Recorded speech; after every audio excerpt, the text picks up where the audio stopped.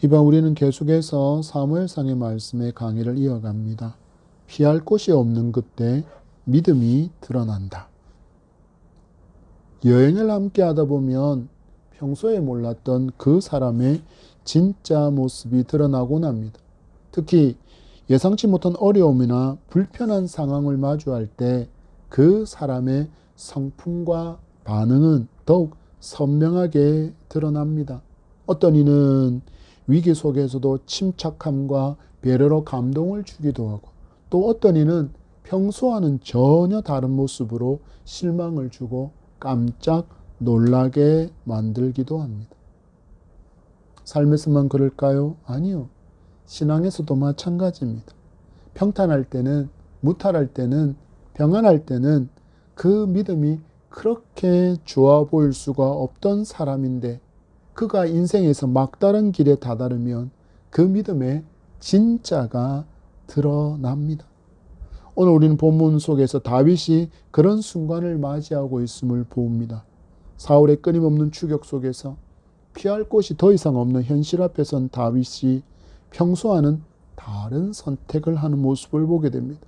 그리고 그 선택의 배경에는 지침과 두려움이 있었고, 또 그 선택의 결과에는 믿음의 흔들림이 있음을 보게 됩니다. 오늘 우리는 다윗의 이러한 모습을 통해서 위기의 순간에 드러나는 우리의 신앙을 돌아보고 그 길을 따르지 않는 지혜를 배우는 은혜의 풍성한 시간이기를 소망합니다. 우리는 지난 시간에 하나님의 강력하신 도움으로 다윗이 사울의 진영에 들어가서도 전투도 벌이지 않은 채 사울 바로 곁에까지 가서 창과 물병을 챙겨오는 장면을 보았습니다. 원수와 같은 이 사울을 죽일 수 있는 두 번째 절호의 기회가 왔지만 진리의 빛이신 하나님 앞에서 순종함으로 사울의 목숨이 아닌 창과 물병만을 챙겨 나온 다윗을 보았습니다. 산 정상에 올라가서 사울을 부르며 그는 크게 외쳤습니다. 그 음성을 들은 사울이 자기 생명을 살려준 것에 대해서 감사를 표시합니다. 그렇게 둘은 잠시 추격을 멈춰서 짧은 평화를 다윗이 마주합니다. 그러나 위험이 사라진 것이 아니라는 것을 다윗은 너무나도 잘 알고 있습니다. 다윗은 코너에 몰린 위기라는 것을 그가 깨닫게 된 것입니다. 여기로 도망을 가도 저기로 도망을 가도 이스라엘 땅 안에 있으면 언제라도 사울의 감시의 눈길이 뒤따르고, 또한 그로 인해 사울의 추격도 계속 이어질 것이라는 것을 체감하고 실감하게 되었기에 다윗은 선택의 갈림길에 서게 됩니다. 우리는 그 뒤의 이야기를 이어가도록 하겠습니다. 우리 1절과 2절의 말씀 다시 읽겠습니다. 시작. 다윗이 그 마음에 생각하기를 내가 후일에는 사울의 손에 붙잡히리니 블레셋 사람들의 땅으로 피하여 들어가는 것이 좋으리로다. 사울이 이스라엘 온 영토 내에서 다시 나를 찾다가 단념하리니 내가 그의 손에서 벗어나리라 하고, 다윗이 일어나 함께 있는 사람 600명과 더불어 가드왕 마옥의 아들 아기스에게로 건너가니라. 아멘. 자기를 감시하는 눈이 너무나도 많은 이스라엘 땅에 계속 있다가는 결국 사울에게 붙잡히게 될 것이다 라는 생각을 하게 됩니다. 여러분, 혹시 지금 다윗이 뭔가 삐끗하고 있다라는 것을 발견하셨습니까? 말씀은 이렇게 기록합니다. 다윗이 그 마음에 생각하기를. 이것은 평소 다윗에게서 발견했던 모습에서 삐끗하고 있다라는 것을 보게 됩니다. 그는 평소였다면 하나님께 물어 이르되 하나님께 기도하며 라고 이어질 내용이 이렇게 자기 마음의 생각을 중요하게 여기는 바로 나타나고 있습니다. 여러분, 왜 이런 상황을 마주하게 되었을까요? 그가 지쳤기 때문입니다. 사람을 가장 쉽고 지치게 만드는 것은 스트레스입니다. 여러분, 한순간도 긴장의 끈을 놓지 않고 계속 살아야 한다면, 매 순간이 마치 살얼음판을 걷는 듯한 그런 삶이라면 그 삶이 어떠하겠습니까?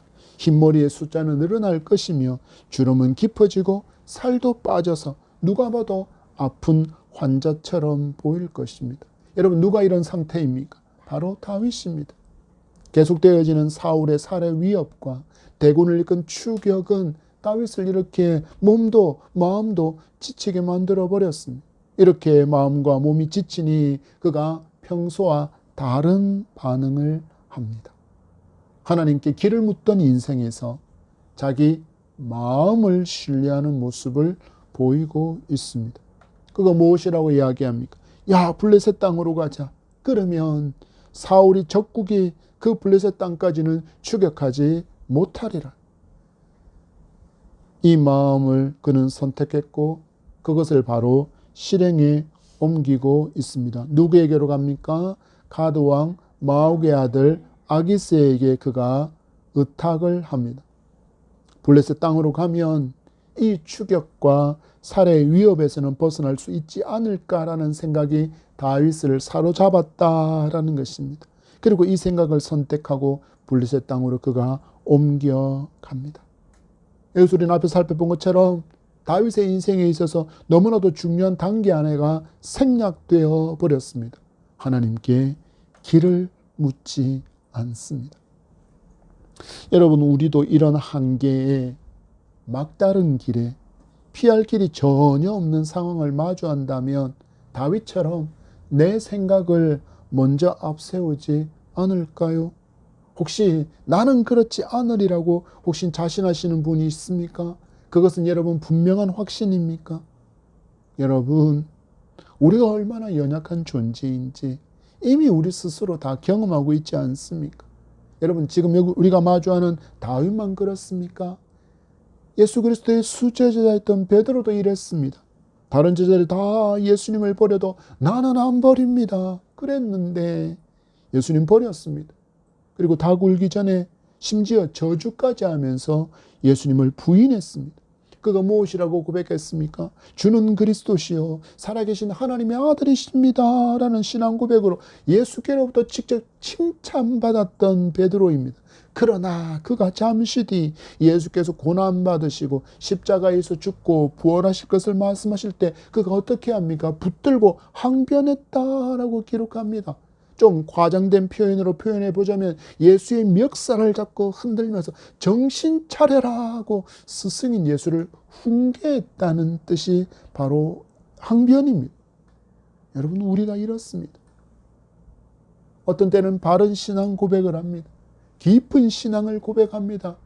요동하지 않을 것 같은 그런 신앙을 고백합니다. 그런데 너무나도 짧은 시간 후에 믿음을 저버릴 수 있는 그런 연약한 존재가 누구입니까? 저와 여러분입니다. 우리가 마주한 다윗이라고 예외입니까? 아닙니다. 하나님을 의지하지 않고 하나님께 길을 묻지 않고 더 쉬운 길을 얼마든지 선택할 수 있습니다. 그래서 지금 그는 하나님을 건너뛰고는 자기 마음의 뜻을 선택하고 실행에 옮기고 있는 것입니다. 무엇이 큰 작용을 했다고요? 이렇게 하면 사울에게 받는 그 스트레스, 추격과 살해의 위협에서 벗어날 수 있을 것이라고 그가 판단했다라는 것입니다. 여러분, 여기서 우리는 교훈을 붙들어야 합니다. 한계, 막다른 길, 피할 길이 없는 그 자리. 여러분, 그 자리에서 우리 이 작은 머리로 벽 하나만 가로막혀도 어찌할 수 없는 그 무능의 존재인 나를 신뢰하지 않아야 합니다. 그럼 우리는 무엇을 신뢰해야 합니까? 한계를 뛰어넘어서고 막다른 길과 피할 길이 없는 그곳에 길을 만드시는 분을 의지해야 합니다. 어떤 때는 나를 날개 위에 태워서 건너게 하시는 그 전능하신 하나님을 우리는 신뢰하고 의지할 때 놀라운 믿음의 역사를 경험하게 될 줄 믿으시기 바랍니다. 우리 3절과 4절의 말씀을 봤습니다. 시작. 다윗과 그의 사람들이 저마다 가족을 거느리고 가드에서 아기스와 동거하였는데 다윗이 그의 두 아내 이스라엘 여자 아히노암과 나발의 아내였던 갈멜 여자 아비가일과 함께 하였더니 다윗이 가드에 도망간 것을 어떤 사람이 사울에게 전하매 사울이 다시는 그를 수색하지 아니하니라. 아멘. 여러분, 다윗이 이런 선택을 할 수밖에 없었던 또 하나의 이유가 등장합니다. 바로 자기의 가족, 그리고 함께한 600명의 가족이 있었기 때문이다라고 기록하고 있습니다. 학자들에 의하면 이 600명의 식구에 딸린 나머지 사람들, 우리 보통 성경은 전쟁을 수행할 수 있는 남자를 숫자에 넣고 있기 때문에 그 숫자를 제외한 어린 갓난아기, 신생아, 아내, 나이 든 어른들까지 그들은 이 숫자에 들어가지 않았기에 그 숫자, 그 시대의 가족의 숫자를 곱해보면 거의 3,000명에 가까운 사람들이 지금 다윗과 함께 했을 것이다라고 그렇게 예상합니다. 한마디로 가족의 안위가 너무 걱정이 된 것입니다. 다윗에게도 노부모님이 있습니다. 아내도 있습니다. 갓난아기도 있고 어린아이도 있고 그들에게는 청소년도 있습니다. 그리고 그는 사울의 성격이라면 그들의 군대에 붙잡히게 되었을 때 모두 참상을 당할 것은 너무나도 뻔할 것을 알고 있었습니다. 다윗은 이미 자기를 도왔다가 죽은 놉당의 비극을 알고 있었기 때문입니다. 여러분, 이 이야기를 잠시 다시 한번 되돌려 봅시다. 다윗이 사울의 추적을 피해서 놉의 제사장 아히멜렉에게 도움을 요청하지 않았습니까? 아히멜렉은 다윗이 왕의 명령을 수행 중이라는 그의 말을 믿고 그에게 빵과 골리앗의 칼을 제공해 주었습니다. 그런데 사울은 이것을 어떻게 평가합니까? 이것을 반영에 동참한 행위로 간주하고 아히멜렉과 놉의 제사장을 무려 85명을 모두 처형해 버렸습니다. 이거로 끝났습니까? 아니요. 놉 땅에 있던 남자와 여자와 아이와 가축까지 모두 헤렘 진멸해 버렸습니다. 이런 잔혹한 사울임을 알았기에 가족들에게 미칠 그 위협과 계속된 도망 생활로 인해서 지치고 피폐해져 있는 그들을 보니 이것밖에 선택할 길이 없다라고 여긴 것입니다. 그런데 여러분, 우리가 참 우리를 너무 거짓된 확신에 빠지게 하는 일들이 그렇게 일어날 때가 있지 않습니까? 다윗의 이런 선택이 탁월했다고 여길 만한 그런 일이 실제로 일어납니다. 다윗을 계속 뒤따르고 있던 감시의 눈길이 가드 땅으로 도망간 사실을 누구에게 보고합니까?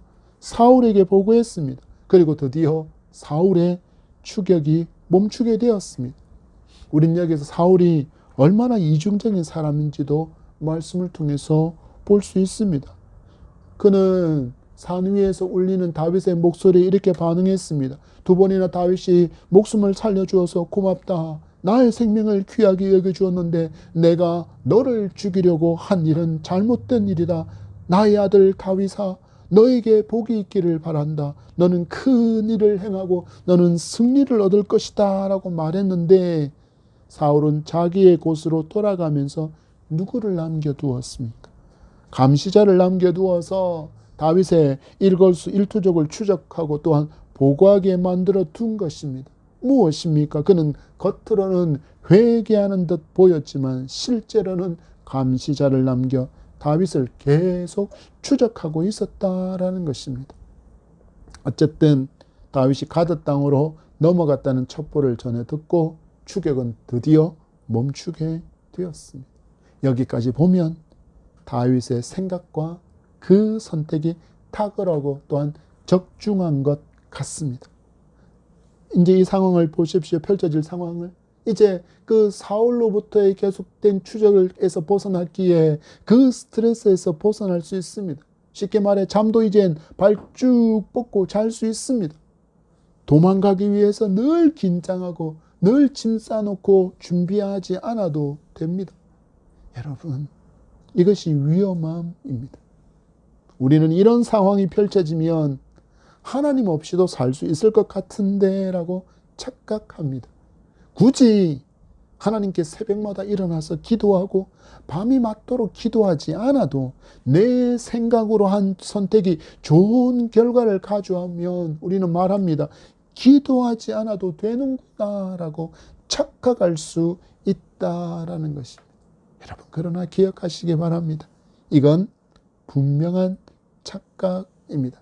왜냐하면 어긋나고 문제가 발생하기 때문입니다. 여러분, 계속 다윗을 주목해 보시기 바랍니다. 5절과 7절의 말씀입니다. 시작. 다윗이 아기스에게 이르되 바라건대 내가 당신께 은혜를 입었다면 지방 성읍 가운데 한 곳을 내게 주어 내가 살게 하옵소서. 당신의 종이 어찌 당신과 함께 왕도에 살리까 하니 아기스가 그 날에 시글락을 그에게 주었으므로 시글락이 오늘까지 유다 왕에게 속하니라. 다윗이 블레셋 사람들의 지방에 산 날 수는 1년 4개월이었더라. 아멘. 여기서 보면 다윗이 지금 아기스와 용병 관계를 맺고 있다라는 장면을 우리는 엿볼 수 있습니다. 그냥 와서 망명해서 사는 것이 아니라 아기스가 전투를 요청할 때 자기의 밑에 있는 수하들을 이끌고 전투에 나갔다라는 것이고, 이런 관계를 아기스의 왕도에 살고 있다라는 것을 보여주고 있습니다. 이런 삶도 여러분 지나가면서 시간이 지나가면 불편함을 경험하게 됩니다. 스트레스 하나는 없어졌지 않습니까? 분명히 사울에게서 쫓겨다니는 스트레스, 언제 짐을 싸야 하나, 언제 죽을까 하는 그런 스트레스에는 분명히 벗어났습니다. 이제 사울의 추격이 없으니까 발 뻗고 잘 수 있습니다. 분명히 그의 기대 하나가 충족되었습니다. 자기의 사랑하는 아내도, 자기의 사랑하는 자녀들도, 자기의 부모도, 자기의 친척들도, 부하의 모든 가족들도 이제 뭐 하지 않아도 됩니까? 도망도 하지 않아도 됩니다. 심지어 지금 가드 이 블레셋의 왕도에 살고 있습니다. 우리로 말하면 캐피털에 살고 있다는 이야기입니다. 그런데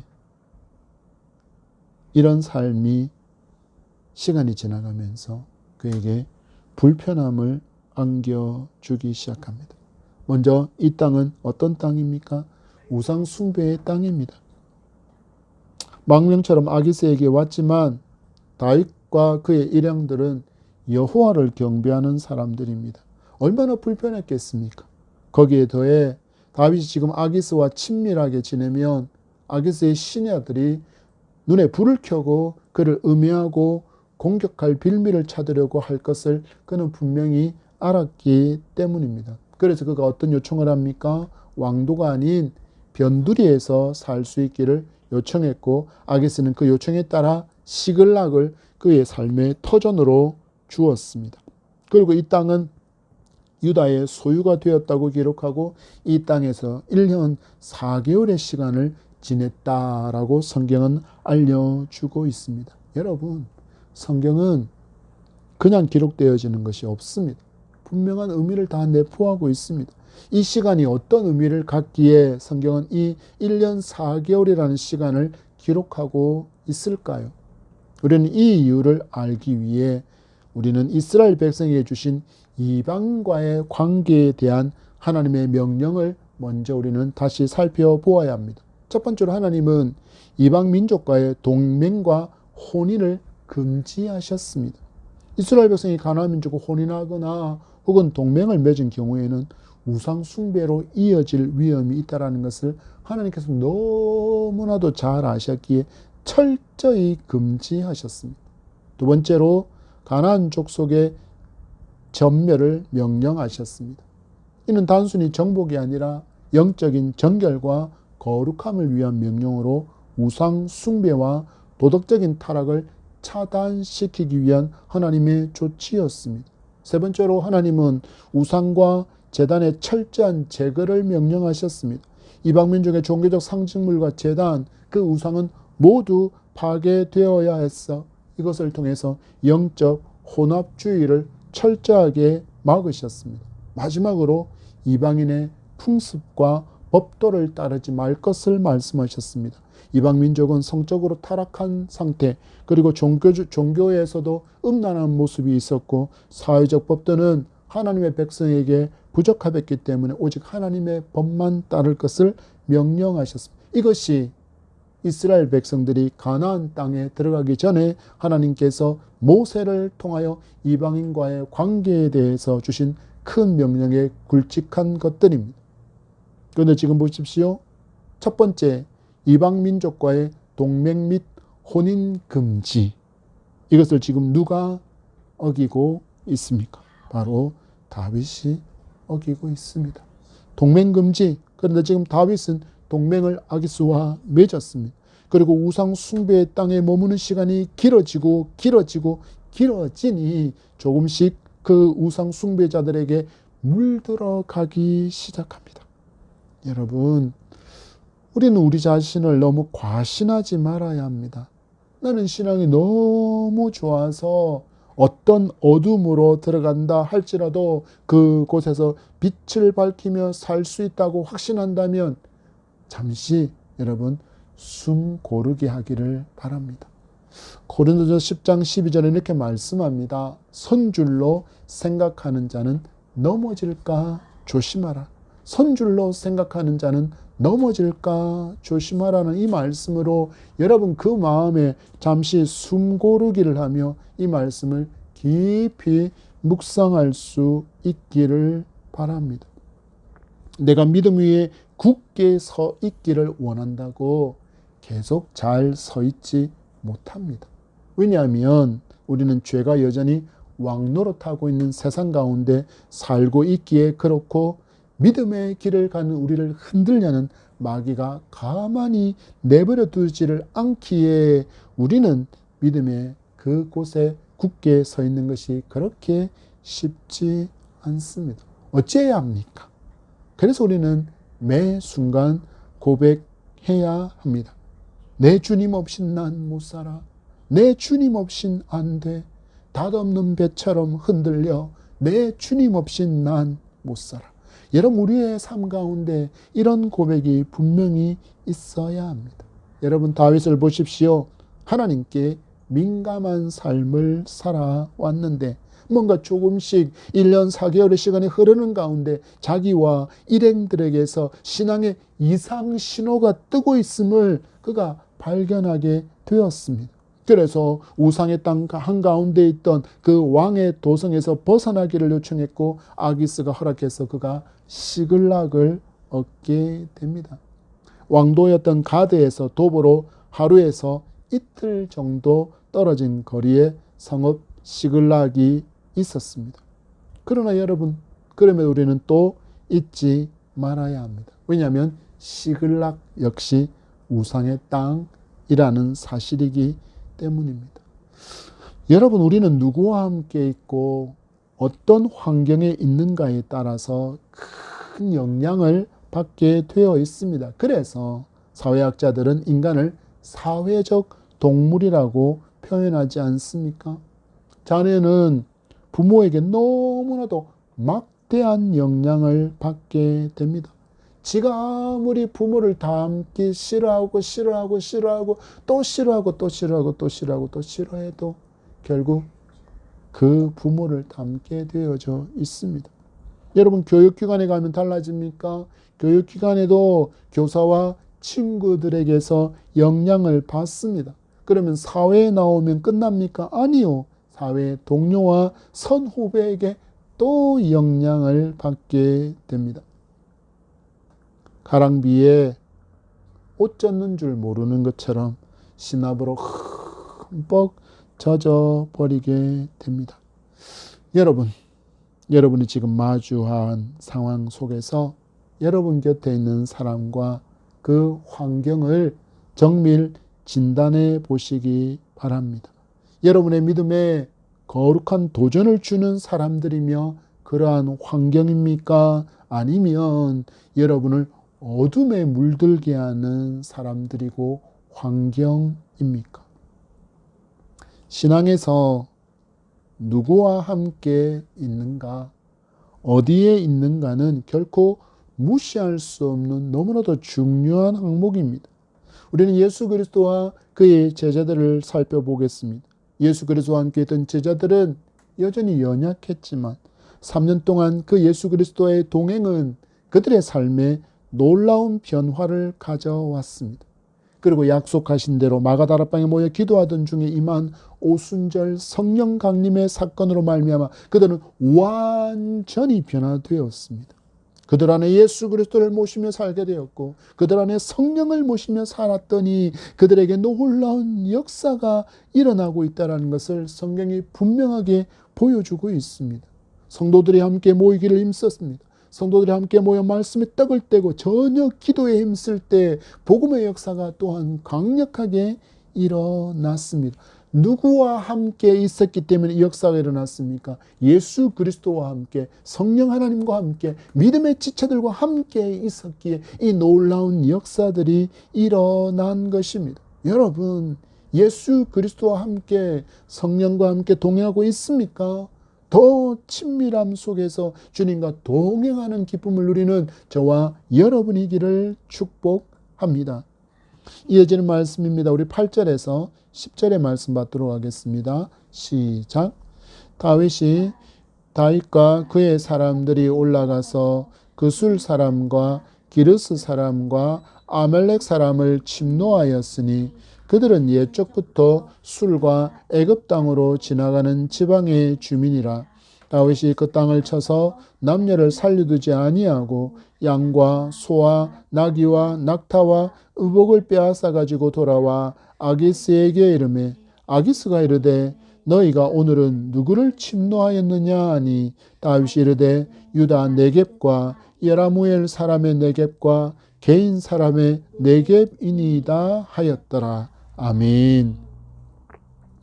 시글락에 가서 살게 된 다윗이 그술과 기르스 아말렉 사람을 공격합니다. 성경은 기록하기를 이들은 술과 애굽 땅으로 지나가던 지방에 살던 사람이다라고 소개하는데 이것을 쉽게 표현하면 이스라엘 백성을 괴롭히던 민족이라는 뜻입니다. 특히 이 아말렉은 출애굽 당시에 이스라엘의 가장 연약한 꽁지에 있던 자들, 연약하고 병든 자들, 그들을 공격한 무리라고 해서 하나님께서 그들을 진멸하라고 명령하신 민족이었고 그술과 기르스도 애굽으로 가는 남부 국경을 맞대고 있던 지역에 있던 이스라엘의 대적과 같은 존재들이었습니다. 이렇게 하나님의 진멸이 명령되어진 아말렉과 그리고 남부 국경을 위협하는 대적을 진멸하는 다윗을 우리는 보여줍니다. 분명히 다윗은 역사적인 그 배경을 알고 있었고 그리고 당장에는 남부 국경에 위협이 되는 민족임을 알고 있었기에 하나님의 명령을 준행하고자 하는 마음으로 이들을 역사에서 지워버리고 있습니다. 무엇일까요? 왕으로서 그에게 또 하나의 자질과 영적 분별력을 보여주는 기록이라고 할 수 있습니다. 그러나 여기까지만의 기록이라면 너무너무 우리는 다윗을 높게 평가할 수 있겠는데 다음에 이어지고 있는 내용은 다윗이 참으로 약해진 영적인 상태라는 것을 보여줍니다. 성경에서 아까 얼마의 기록 동안 이 땅에 머물렀다고 기록했습니까? 1년 4개월입니다.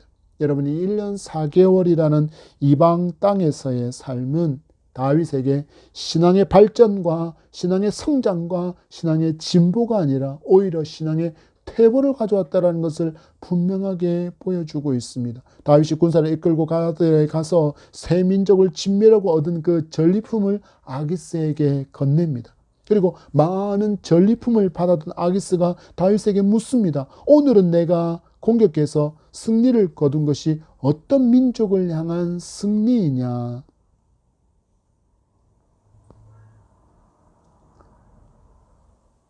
오늘은 누구를 침노하였느냐? 오늘은 누구를 침노하였느냐? 전에도 누군가를 침노했던 적이 있다라는 이야기입니다.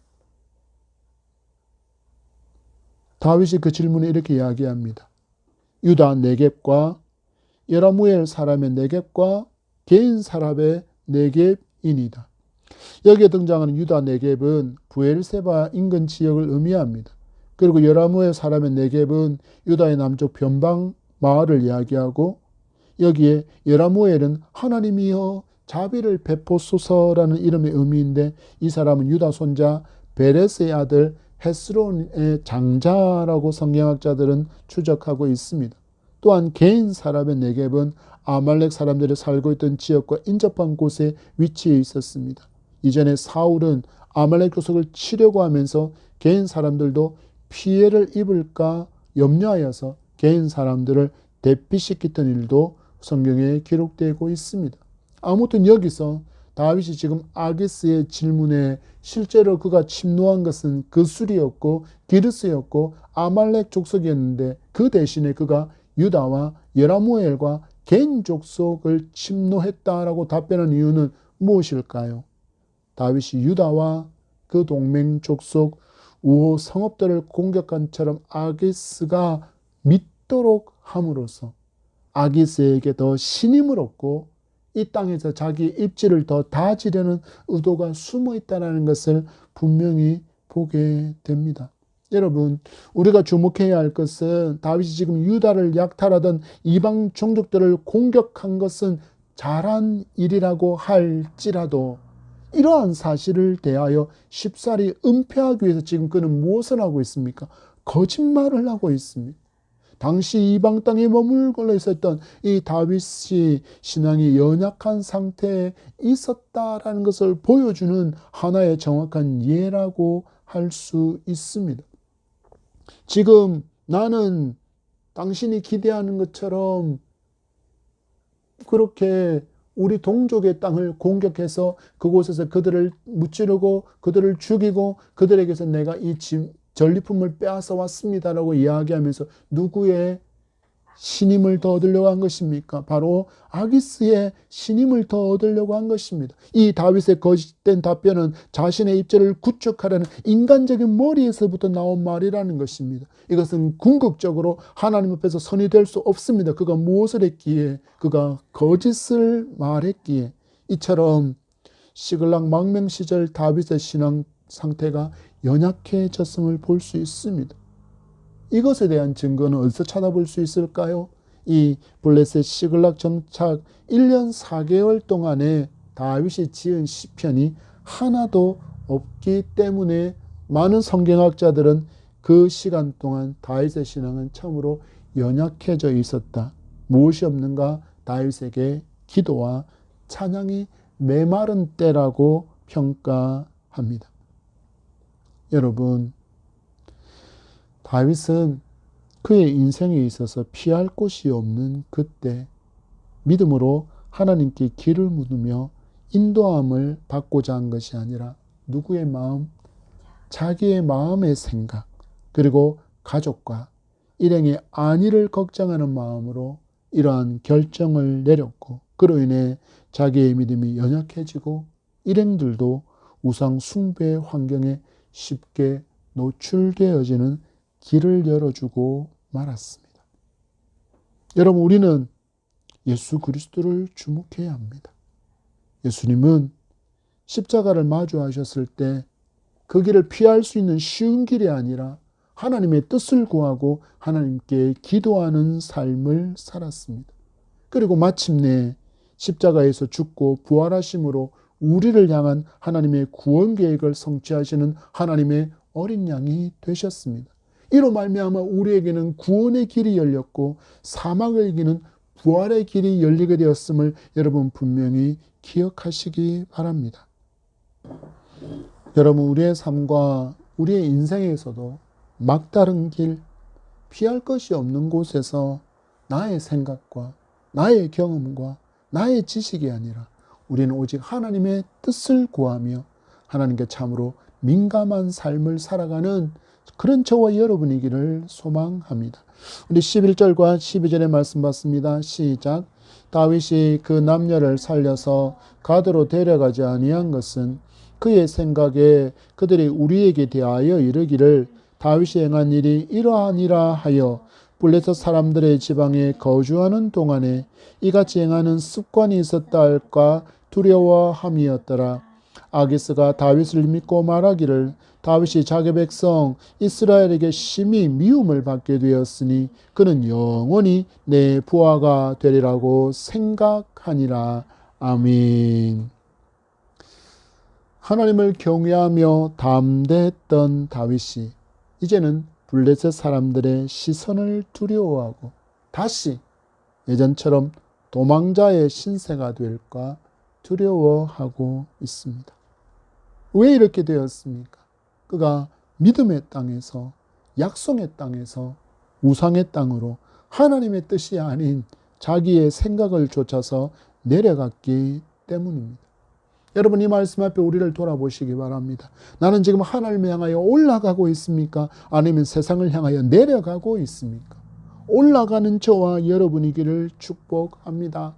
이 상황에서도 아기스와 다윗은 동상이몽을 꿈꾸고 있습니다. 다윗은 하나님의 명령과 백성을 위하는 마음으로 아멜렉과 그술과 기르스크를 정복한 것을 두고는 이 거짓 보고를 받은 아기스는 이제 다윗이 자기 백성을 쳐서 자기 백성을 죽여서 자기 백성들에게서 원망을 받고 미운 털이 박히게 되었으니 이제는 내 곁에서 용맹한 나의 부하로 영원히 내 부하가 되리라고 생각하고 있다라고 말씀합니다. 여러분, 말씀이 우리에게 무엇을 교훈하고자 합니까? 하나님의 백성은 아무 곳이나 막 가면 안 됨을 교훈합니다. 하나님의 사람은 아무 사람이나 사귀고 교통하고 교제하면 안 됩니다. 특히 우상을 숭배하는 이들과는 더욱더 그 관계에 조심해야 합니다. 우리 속담에도 까마귀 노는 곳에 백노야 가지 말라 했습니다. 우리의 삶에 자기를 지키는 그 정결과 거룩함으로 더욱더 무장되고 이를 유지하기 위해서는 우리는 최선으로 믿음의 삶을 살아가야 합니다.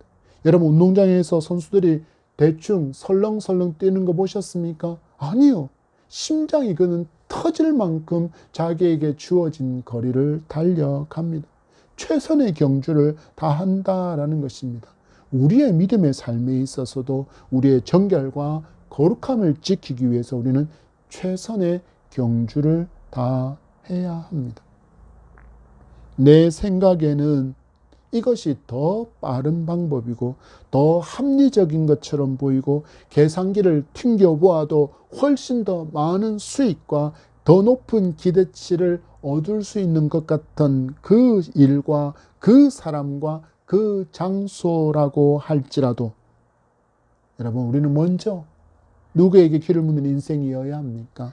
하나님께 길을 묻고 하나님께 뜻을 구하며 믿음으로 길을 가는 저와 여러분이기를 축복합니다.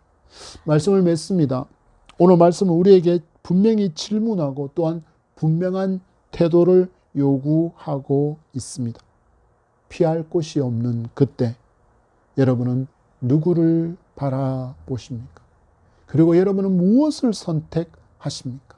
우리는 오직 하나님만을 바라보고 하나님의 뜻을 선택하는 믿음의 사람으로 살아갈 수 있기를 축복합니다. 여러분, 거룩한 성도는 거짓과 사귈 수 없습니다. 빛인 성도는 어둠으로 가지 않아야 합니다. 거짓과 함께하고 어둠과 함께하는 순간부터 우리에게 오염이 일어납니다. 거짓에 물들고 어둠이 깃들게 되어 있습니다.